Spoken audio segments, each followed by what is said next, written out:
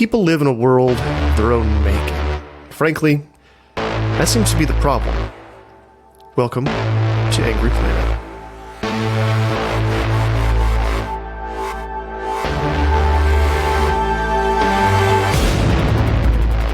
Hello and welcome to Angry Planet. I'm Jason Fields. Matthew Gault had some car trouble, and he'll be back soon. Right now, Russia is learning a lesson as old as combat. Morale is at the center of any fighting force.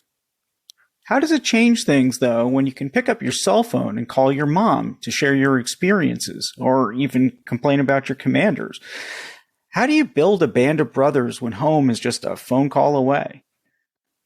Colonel John Spencer asked himself these questions and wrote a book about it called Connected Soldiers: Life, Leadership, and Social Connections in Modern War. Spencer is the chair of Urban Warfare Studies at the Modern War Institute at West Point. Thank you so much for joining us. Thanks for having me. I'm going to ask just the most basic question. Neither Matthew and I have ever served, and I don't, hopefully we've never pretended otherwise. So at its most basic, how do you create an effective fighting unit out of a bunch of guys who just came out of many different backgrounds? So, while that's a simple question, it's actually really complex. But there are things that we've learned across the history of warfare that work. Because war is both an individual act, right? So the individual soldier's psychology, his physiology, his belief of control, but it's more importantly a group act. So everything from the day we enter the military, much of what we're told to do or what we do as kind of an organization has this combat translation, right? Everything from eating together, sleeping together, achieving a sense of group identity is all about really preparing them for war. As we know, and research shows, the number one answer to any soldier, really in any military, why do you fight? Why are you moving forward in the face of insane, horrible things waiting to try to kill you? And the number one answer, although it's complex, the number one answer is always for the person to my left and right. That's called cohesion. It's some people call it primary group cohesion, and there are different forms. There's task cohesion, as in like we all agree that what we're doing, and then there's social cohesion, and that's this passion of mine. I call it the band of brothers effect. That you actually mentioned it. Now, how you get to that point where you have an individual who views the welfare of the people to his left and right, and the welfare of the group over his own welfare. So he grooves. It's part of his identity that he is a part of this group, and that he has formed this bond with people in this small group that is so strong that they're willing to literally die for that person. And that's a special situation. It's a special moment. I strongly believe it translates to not just the military. It's about community, and Sebastian Junger calls it the tribe. It's called a brotherhood. I could go on for a while about it, but now the question that I tried to answer in my book is, there is no magic formula to get to that point, or to create cohesion. There's all kinds of things that we know that we do, and we know that it builds cohesive teams, having good leaders, enduring shared hardships, which makes sense, right? If you experience hard things together, you kind of bond as a group as, hey, that guy just did or gal just did what I did, and they understand, and we as a group did this.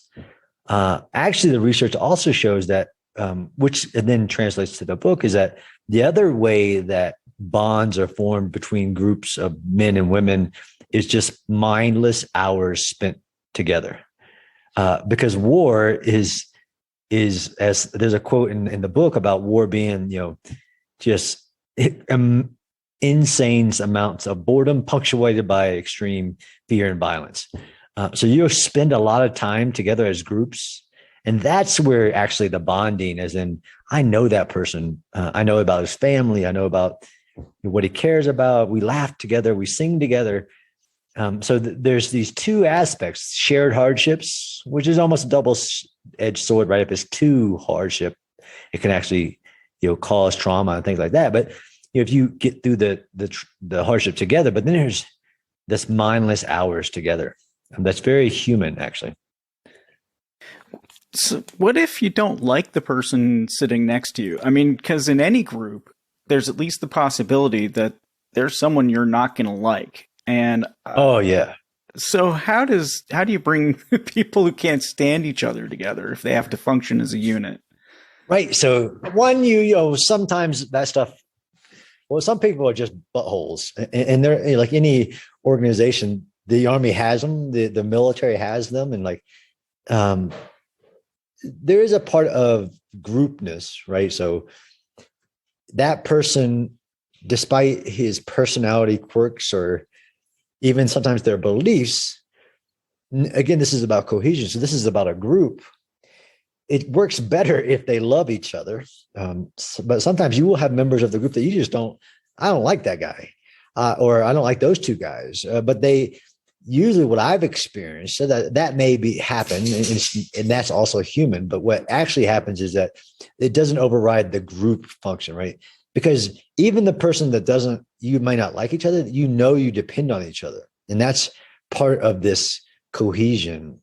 Usually it's a love for each other. But like you said, there's always that oddball. But interestingly, we also know from group cohesion, it establishes group norms. Or what is this? In that group, they as a group, there's also an ethical framework, the military's law of war and all that stuff. Within the group, they'll establish within themselves what is accepted and what is not. So that guy might be whatever. You can say anything you like on the podcast. Yeah.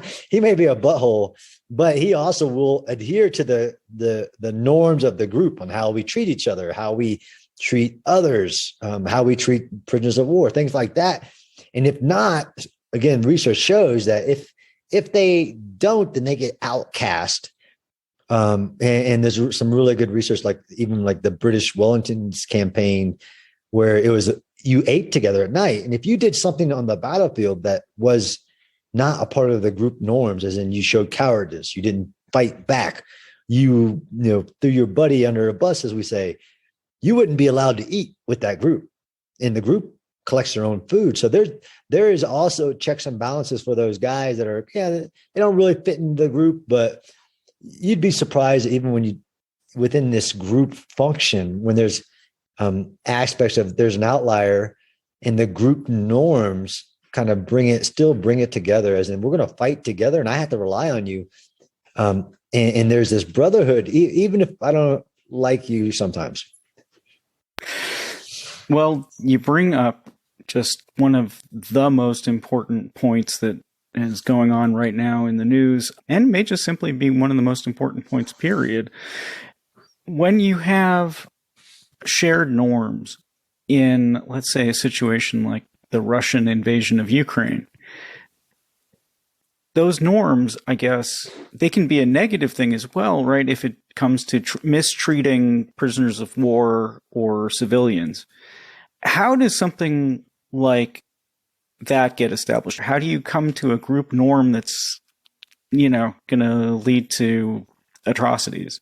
Absolutely. No, it's a great question. And it is a double-edged sword. Group norms can be bad, as in they've established within themselves things that aren't even accepted in the organization or in the Army, and they're doing it themselves. And the U.S. military has had a few black marks where that happens. And really, the fighting formation under this extreme situation that is war, where there is a lot of autonomy, and people would actually be surprised on how much autonomy, and that's part of being a profession, right? We're experts in our whatever we do, and this just has to be in managing violence and imposing violence when required.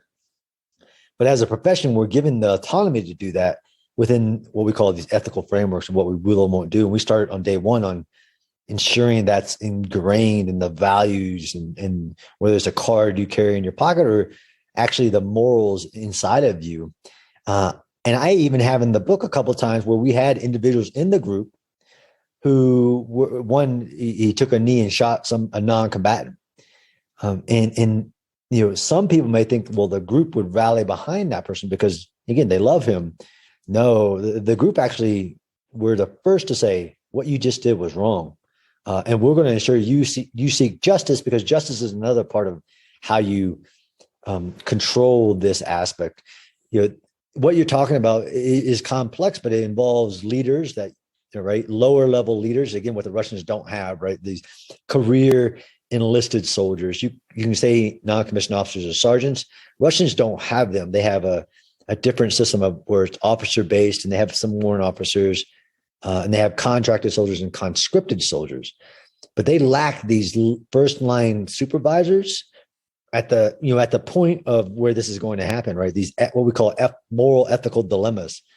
I've had people offer me money in combat.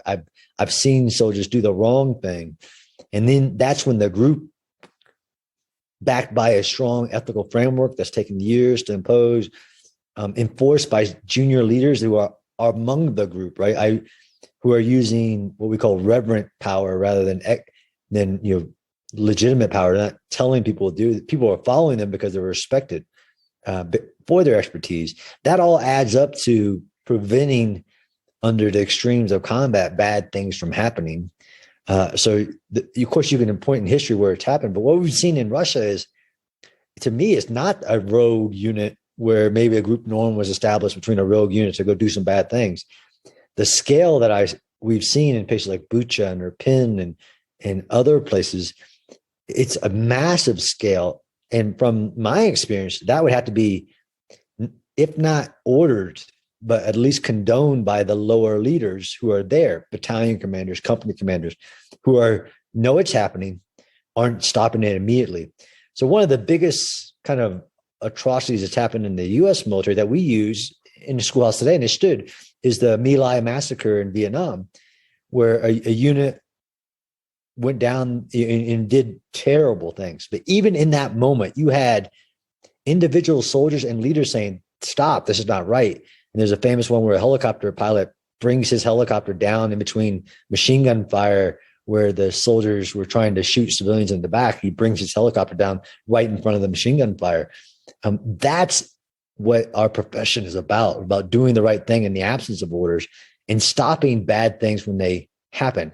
That's not what happened in Russia. You had implemented mass atrocities, if not ordered, which I strongly believe probably was ordered, condoned and allowed to flourish in mass. Do you have any thoughts about why command might issue orders like that? I mean, is it a matter of scaring the public into, or, the occupied people into obedience? Or is it something even more, sinister than that? Or I think it's all of the above, right? So yes, you could view it as a form of psychological warfare to make the entire country's population fear the Russian soldiers, and it could be viewed as retribution for fighting back, right? So that if they fear, they won't fight back and they won't receive this wrath of these vicious Russian soldiers. I think, based on Putin's own writings and words, it could be even more sinister, as in pre-programmed cleansing of Ukrainian citizens, which he views aren't allowed to have their own country. They shouldn't exist. The dehumanizing in statements that really are analogous to Hitler and his thoughts towards the Jewish people. I think it's a little bit of all of it. And then lastly, probably real retribution for their own failures, right? They're taking out their failures to achieve their mission in all locations. But I don't, again, I hate the narrative. This is just what happens in war. No, it's not. This is just what happens with the Russians. Well, I don't care. It's still a violent war crime that, if we allowed to stand and don't investigate, prosecute, highlight, would radically change the future of the global international order. If we allowed, a bigger military to enter a smaller country and then create systematic rape, murder, mutilation, torture. I mean, this is the reason that we have the laws of war, the law of armed conflict, all these things. It's just crazy. If we can talk about sort of the flip side of some of this, which is the morale of the Russian troops, right? I mean, we've had all sorts of stories of troops not wanting to fight, troops running away, especially conscripts who were not supposed to be there in the first place, and then it turned out they were there. You talked a little bit about why someone would actually go into combat for the guy on your left and your right. But what happens if morale gets low enough? I mean, why are these Russian soldiers not fighting? Yeah, absolutely. So the byproducts of a broken combat unit, right? So a combat unit is a group of individual soldiers fighting as a group. Sometimes we use the word morale to encompass really the will to fight, right? Morale is kind of an individual feeling of, a good feeling about the situation, confidence, zeal, you name it. Cohesion is the bond. Motivation is the drive to move forward. If you really take motivation, morale, cohesion, and put them all together, you get to what's called the will to fight. Well, what we've seen in Russia for a long list of reasons, everything from the soldiers weren't told where they were going before this invasion. They were told that this was a training event. So then you start to break what's called like the psychological bond of why am I here? Like, why am I fighting? Just as soldiers aren't robots, they don't just fight for a dictator because the dictator said so. Soldiers are, they fight for a cause, they fight for each other, they fight for a nation and their families. There's reasons, and that's the motivation. Morale is how they feel about it and how it's going, right? So if you have a unit that's been sent into war, wasn't given much training, their equipment's falling apart, their leaders are just making crazy decisions, the morale of the individual soldiers in the group starts to go way down. And then, and that starts to affect the cohesion as the group. And that leads to these byproducts, right? When you start to have a breaking apart of the fabric of a fighting formation, their morale, cohesion, motivation, then you start to see things, and this happens in history. We're just seeing it today in Ukraine. You see things like soldiers shooting their own officers, what we call fragging, or running them over with tanks is what we've seen in Ukraine. You see sabotaging their own equipment because they don't believe in what they're doing. So early on, once many of the formations understood where they were going, what they were doing, and then the likelihood of their success, they started doing things like puncturing their own gas tanks so the vehicles run out of gas, slitting their own tires. And they're really the culminating byproduct of a lack of, again, leadership, cohesion, morale, motivation, is a refusal to fight. Literally soldiers sitting down and going, no, I'm not moving forward. I'm not fighting. And that's what we've seen. That's the ultimate byproduct of loss of all these things, is a unit that says, I don't care what you say. I'm not going into that fight. Does it make a difference that, let's say you're an 18-year-old Russian soldier that you can call mom? I mean, they actually have cell networks that are still up and running, which is a fascinating thing by itself. But does that make a difference that, I mean, you are so connected to home? I mean, I know that's sort of, books got a lot to do with that. So explain what you think.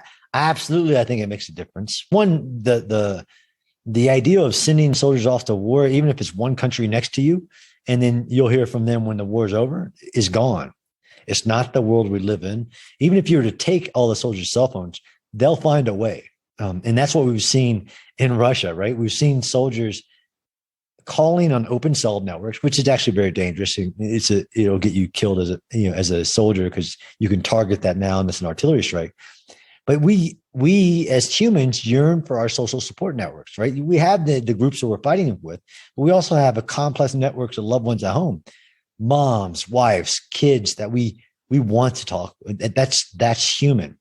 In wars, that can influence your motivation, the cohesion between you and your other troops, and your morale. So you not only get the influence of the social support network, like mom is not happy. Where are you? What are you doing? I heard that this person did that. Even though Russia tries to control information, you can't control all information in the world today. It's just not possible. And the soldier could actually be telling mom what's happening, what they've been asked to do, what they've seen. All war is politics by other means. And we usually forget that the war is made up of three groups. It's made up by the military is fighting right? That's all the way down to the individual soldier. It's also made up by politics, the political apparatuses. So the Ukrainian military, or their president's ability to garner support and to get weapons, Putin's ability to hold together his complex evil networks of oligarchs and things like that. And then the wars are made up of our populations, right? So the populations that either support or in hopeful cases like in Russia, resist the fact that they're at war with another country. So that connection between the soldier and mom can absolutely have an impact on everything, on that individual soldier to the entire organization that's fighting. Oh, by the way, they can also cause a lot of problems back home. And interestingly, the Russian mothers have had inordinate amount of experiences causing problems in Russia for wars. During the Chechen wars in the 1990s, they not only held protests in the Red Square, which is really not good if you're Russian, they marched the entire formation of moms into Chechnya and camped outside one of the major battle areas and said, and for a month, it would not leave until the generals came talk to them about how their troops were being treated, which sounds really familiar to this situation. So that link that immediate link between the soldier and mom can literally end wars. Overall, do you see it as a force for good? I mean, in this case, especially, if you're Chechen, that sounds like a force for good. Or I guess if you're Ukrainian, right? What do you think? I think it literally is a double-edged sword. Of course, you're not going to control it. I don't care how much you try to take people's cell phones away from them, limit them from information. It is a source for good, right? I in my book talk about my wife going off to war in 2018, and I'm home with our three small kids who need mom. It's a social requirement. They need parenting, and they were able to FaceTime with her every day. That's a good thing. It helps with this aspect of war in the soldier who is a complex social being. It creates this connection, so you don't have to. We were deploying in Iraq for 15 months. Imagine how much your family and your all your networks change over a year or 15 months. So now you can talk to them every day. You can send messages of love and support. But of course, there are drawbacks. And it's able to garner, has a tactical translation, right?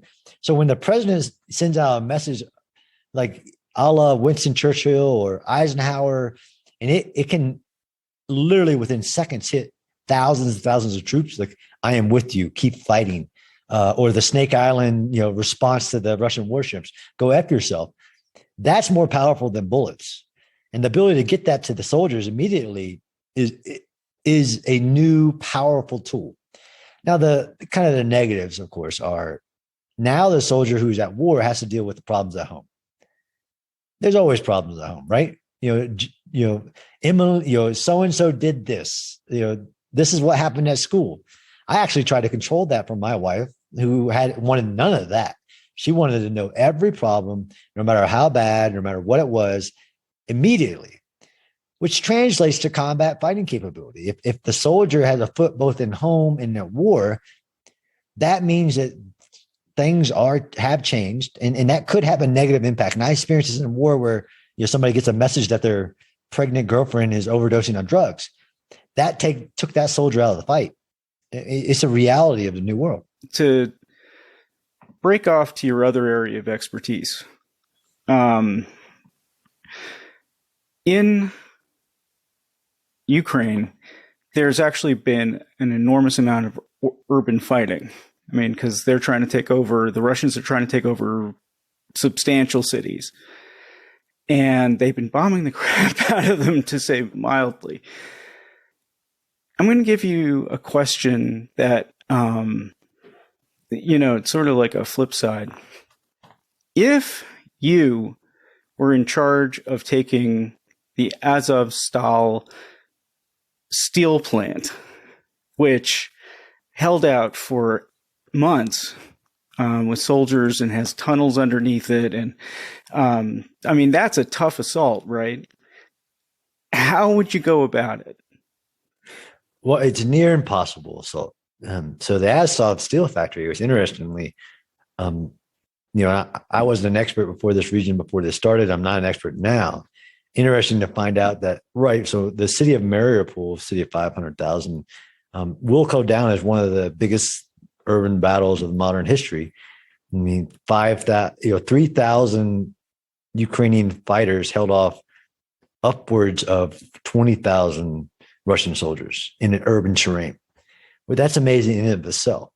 And then to have over 80 days, about 1,000 of those pull back into an underground fortress. So it's not just the fact that this massive steel factory works had some underground. It has a military built underground fortress that goes 6 or 7 levels down, has portions of it that are nuclear bunkers that can literally withstand a nuclear strike. So it's not, once you start to understand that and you understand the complexity of urban warfare and then understand the complexity of underground warfare, because I study both because you really on the modern era can't separate the two. What would it take to get 1,000 fighters out of an underground military built with air, ventilation, possibly underground water sources? And it'd be near impossible. You would need a highly trained formation with specialized equipment and specialized training for underground. And we, the U.S. military, have that. Russians don't. You need things to breathe underground. You need things to see underground, talk underground, navigate underground. And oh, by the way, everything you use on the surface doesn't work underground. So you need all new stuff for that. You need ballistic shields. You need different types of ear protection. Even the ear protection we use, you can fire your weapon underground. The concussions, because of the underground space, could literally incapacitate you because you didn't have the right equipment. Literally, the list goes on of what you need to have a battle in the tunnels of an underground complex. Russians don't have it. Another tactic is really the siege warfare of starve them out. You can bomb. Well, the underground, much like the more you bomb an urban area, the harder it is to take it, because the more you bomb it, the more rubble you create. And rubble actually is a man-made bunker that's stronger than a bunker if you tried to build it yourself. It's just a really strong. So history shows that if you, like in Stalingrad and a lot of these major battles, the more you bomb it, you actually can make it a lot worse for yourself. You can't bring in your vehicles because you've rubbleized everything. And now you have fighters deep inside the rubble that you have to go and pry out. In the underground, again, they weren't going to enter it. It literally all you have to do is stand at every tunnel and set up redundancies, but just shoot at anything that comes in. There's not much you can do about it. So, they're going to, like they did, isolate it, continue to bomb it, have some impact on some segments, but you'll never get to the fighters down there. But it looks like, as we're talking, that they've achieved for over 80 plus days, the strategic impact the small fighting forces had will go down in history as, just historic, as in how much they tied up Russian forces and didn't allow Russians to achieve a victory which they badly wanted. But starvation, the wounded succumbing to their wounds, there really becomes a decision of the defenders of, do I want to die in place, which most of them have said, or if this person doesn't get medical aid, that person will die. So it sets up these complex systems, but you don't clear that is the answer. But isn't it amazing that they never lost communication? So yes. Thanks to, they were doing teleconferences. I as a researcher, like 2 weeks ago, there was a commander from within the Avestal on the panel of a conversation about the war in Ukraine. Do you have any idea how that worked? Yeah, we strongly believe it was. Funny enough, Elon Musk's Starlink, these little devices that can link to satellites and provide internet access and communication, no matter where you are on the planet of the Earth. Many of those were sent. They were present in Mariupol, and pretty sure that's how it was possible. Wow. To sort of wrap things up, where do you see the future of communications and warfare going?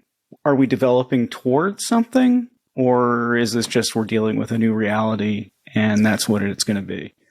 Yeah, I think both, right? So the U.S. military and our allies spend a lot of money on building a network. We call it, we bring our network with us, right? We don't want to rely on any unsecure networks because of how deadly that could be to you and our troops. So we spend a lot of money, and we continue to, setting up, bringing our network in and keeping our network, being able to transmit on secure networks. That'll be critical, and there's nothing in Ukraine that's changing that. You're living in this society that we live in. We fight with the armies from within our societies of this ability, no matter where I'm in the world, I can pick up a phone and call home. It's just something that we'll have to live in. The Russians have, again, there's some lessons you just don't want to take from the Russian war in Ukraine, and that's they had to immediately go to actually using unsecured networks for tactical reasons, not just keeping the soldier connected to home, which they didn't want but they couldn't control. We will have to fight in this world of constant connection, and that translates to the political as well, right? So it's more analogous. There's nothing that's going to be done on the battlefield. I can watch a live feed of Kyiv right now. I could during this whole war. So it does change the way you fight if you're always being watched. Of course, we want our soldiers will do 99.9% of the time. We'll do the right thing when nobody's watching. But now you're basically telling people you're going to fight a war, but basically like in a football stadium. There's millions of cell phones and millions of satellite video, you name it. I mean, I'm watching the war in real time as we speak. It's the future for sure. It's really interesting because if you're Russia, you can dispute facts as well. They take a piece of video and they say, oh, no, that's actually Ukrainian forces doing these terrible things. Yeah, they used to be the masters of this psychological information warfare stuff. They've been getting a master class from the Ukrainians, that's for sure. All right. Well, I want to say thank you very much for joining us today. And where can people get your book? It's called Connected Soldiers, Life, Leadership, and Social Connections in Modern War. Where is it available? It's available on Amazon. You just search up for Connected Soldiers. It'll pop right up. Pre-order comes out officially July 1st in both hardback, Kindle, and audio versions. You could also go to my website, johnspenceronline.com, and get a personalized autograph one if you want. Well, thank you again for joining us. Thanks for having me.